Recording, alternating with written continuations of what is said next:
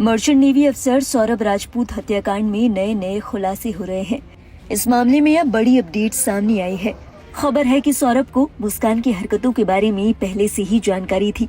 शादी के बाद मुस्कान घर से 2 बार भाग चुकी थी।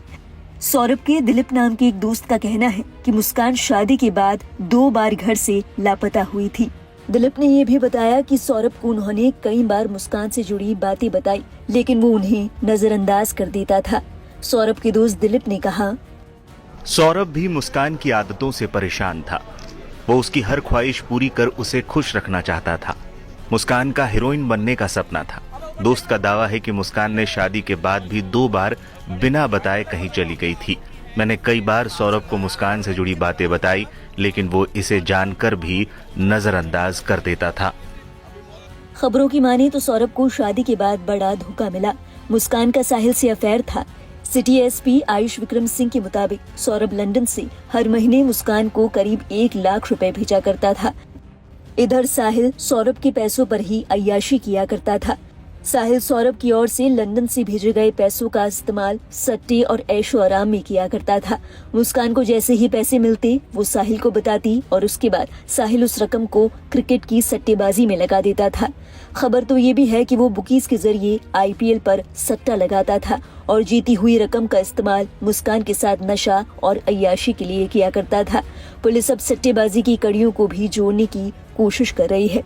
इधर नशे के आदी मुस्कान और साहिल का जेल में बुरा हाल है। गिरफ्तारी के बाद से ही नशा न मिलने की वजह से दोनों जेल में बेचैन हैं। गिरफ्तारी के कई दिनों तक दोनों ने खाने पीने में खूब आनाकानी की। यहाँ तक कि दोनों को नींद भी ठीक से नहीं आ रही। जब पुलिस को इस बात की खबर हुई कि दोनों नशे के आदी हैं, तो पुलिस ने दोनों को डॉक्टर्स की निगरानी में रखा। इस मामले में ड्रग्स के तार जुड़ने के कारण ड्रग विभाग ने भी जांच शुरू कर दी है। रिपोर्ट के मुताबिक मुस्कान ने 1 मार्च को खैर नगर के उषा मेडिकल स्टोर से कुछ इंजेक्शन, नींद की गोलियां और दूसरी दवाइयां खरीदी थी। सूत्रों की माने तो उसने डॉक्टर से डिप्रेशन का झूठा पर्चा बनवाया था, जिसकी फोटो उसने अपने मोबाइल में सेव कर ली थी। इसी पर्चे के आधार पर उसने वो दवाइयां खरीदी, जिनका कुल बिल 300 रुपए बना। ड्रग विभाग को इस बात का शक है कि मुस्कान पहले भी इसी मेडिकल स्टोर से दवाइयां खरीद चुकी है। ऐसे में ड्रग विभाग मेडिकल स्टोर का पूरा रिकॉर्ड खंगाल रहा है।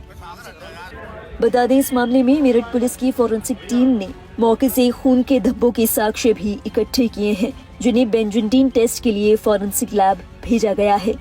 बताते चले, मुस्कान ने इस खून की प्लानिंग इतनी शातिराना अंदाज में की थी कि खून के धब्बे मिटाने के लिए ब्लीच को ऑनलाइन मंगवाया गया था। हालांकि सूत्रों की माने तो कत्ल के कुछ साक्ष्य पीछे छूट गए हैं, जिनके आधार पर पुलिस आगे की जांच कर रही है। खबरों की माने तो पुलिस ने सभी साक्ष्य को डिजिटल रूप से सेव कर लिया है। ई साक्ष्य ऐप पर अपलोड भी कर दिए गए हैं, ताकि सबूतों से कोई छेड़छाड़ न हो सके।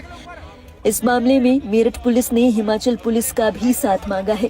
जांच में सामने आया है कि हत्या के बाद मुस्कान और साहिल हिमाचल भाग गए थे। ऐसे में मेरठ पुलिस ने हिमाचल पुलिस से मदद मांगी है।